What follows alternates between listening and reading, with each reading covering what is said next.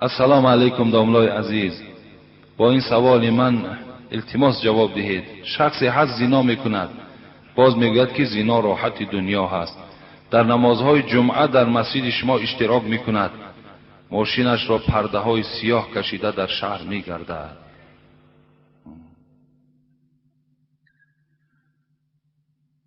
ما در باب زنا صحبت داشتیم و این نمازهای جمعه‌ای که همون انسان زناکار میخواند تصور کند که همه این به ضرر وی حل میشود. خدا در قرآن میگوید ولا تقربوا الزنا، و تمام بندگان خود مراجعت دارد که به زنا نزدیک نشو، هیچگاه به زنا نزدیک نشو. حتی یک دختری که با تو نیکارس است با او سلام نکن. یک دختری که با تو نیکارس است او را در آغوش نگیر.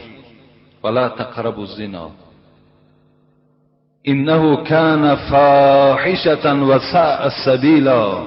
خدا میگوید زیرا که این بسیار راهی بد است.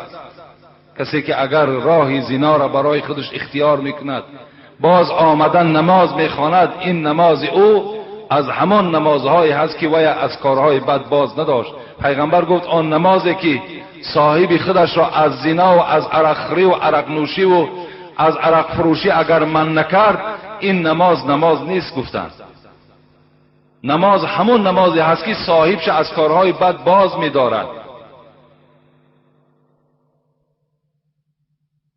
پیغمبر خدا میگوید ما من ذنب بعد الشرك اعظم عند الله من نطفة وضعها رجل في رحم لا يحل له. بزرگترین گناه بعد شرک به الله آوردن این است که اگر مرد نطفه خودش در رحم زن میپرتاید که در بین اونها نکاح وجود ندارد.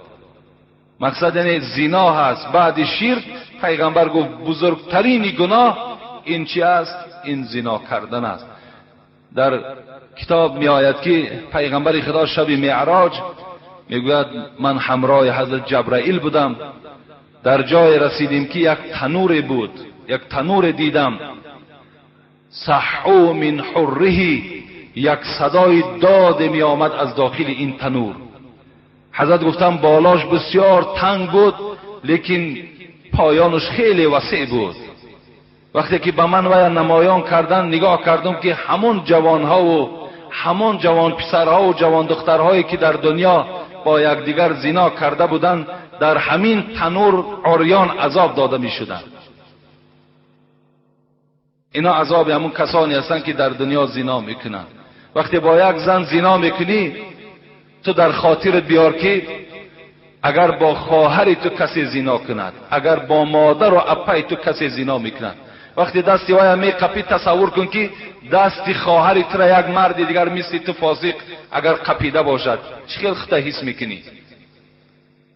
آیا او برادری که وای میشنود که فلانی با خواهر من زنا کرد وای بیچاره خجالت نمیشود؟ امروز همین زنهای فاحشه زیاد شده است. شما فقط جوانها خودتان احتیاط کنید. بسیار زیاد شده است. اکثریتش بین حکمت دارد. خداوند ولا تقربوا الزنا گفت به زنا نزدیک نشوید. این ببینید، این کسل ها را ببینید، این بیماری ها را ببینید. از همه بدترینش همین است که انسان زناکار اگرچه دولت دارم که باشد عاقبتش ان شاء الله خراب است. در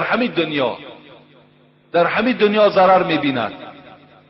خداوند بسیار رحمان و رحیم است و یک مدت یک فرصت میدهد کنی همین بنده من به خود می آید یا نمی آید.